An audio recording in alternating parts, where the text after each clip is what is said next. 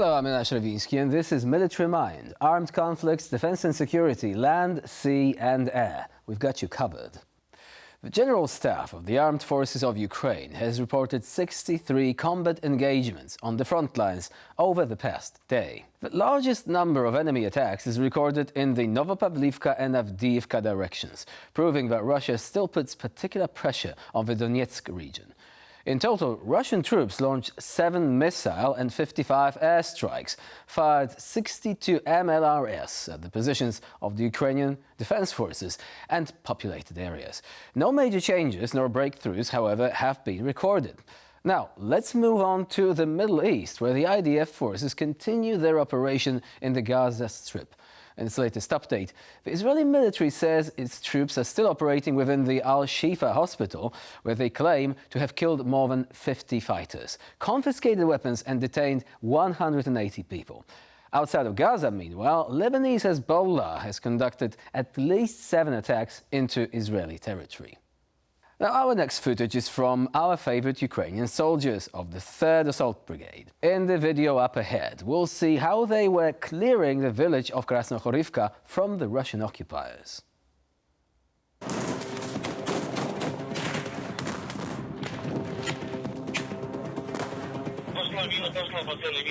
Підари дали запрос на арту і мінометку.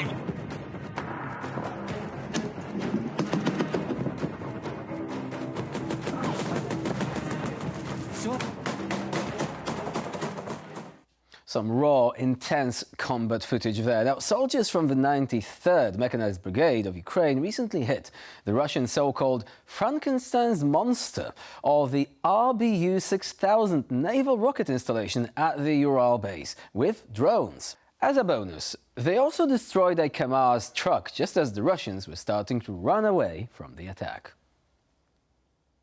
Это же установка для уничтожения подлодок и глубинные бомбы. Да, и глубинные бомбы. Каким образом вы используете данный боеприпас и насколько это эффективно? Если одна такая бомба попадет в дом, от дома ничего не останется.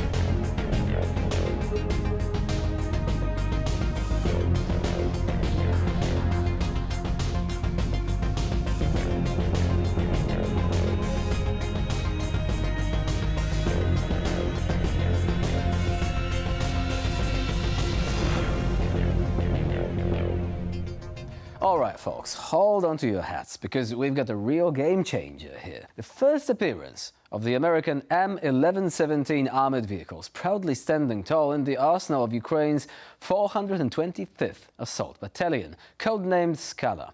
Now, this ain't just any old armored ride, folks. We're talking about serious hardware, the kind that sends a message loud and clear.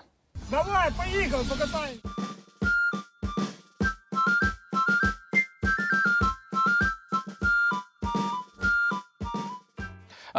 Hold on to your seats now, because we've got some more jaw-dropping action coming straight out of Ukraine.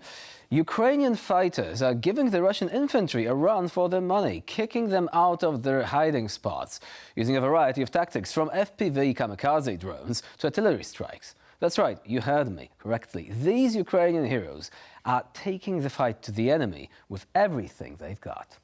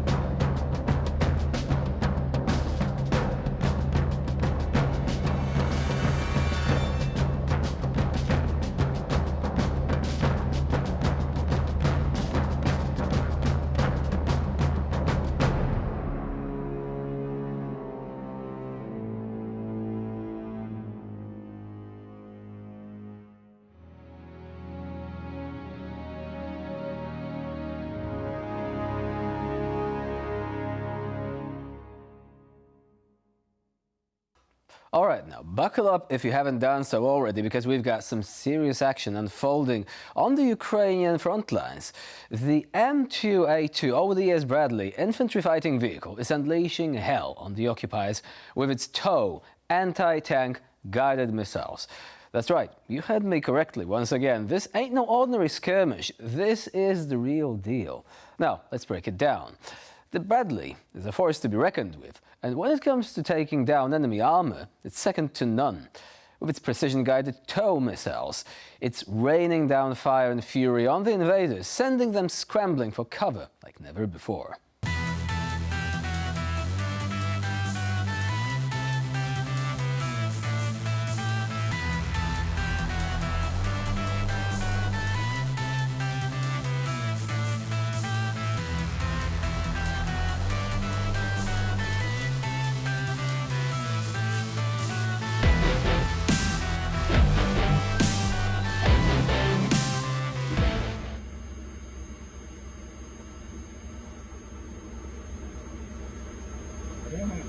Разворачивается. Все, схватывай. Второй пошел.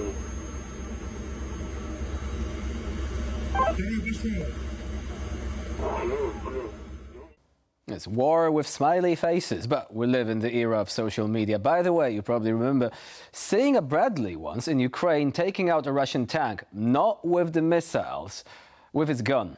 That speaks volumes about the quality of Russian armor, right? Anyway, Poland's Minister of Defense, Władysław Kosiniak-Kamysz, has announced concrete steps to aid Ukraine. The Polish minister stated that, and I quote, "On the 26th of March, we will activate, as co-leaders, the coalition of armored capabilities in support of Ukraine," end of quote. He described it as one of the most important coalitions. Desire to participate in this coalition has already been expressed by the United Kingdom, Sweden and Italy. The head of the Polish Ministry of National Defense also stated that starting from July, battle groups will be ready for rapid response in Europe. And another quote, "Together we are taking action on this matter," emphasized the member of the Polish government.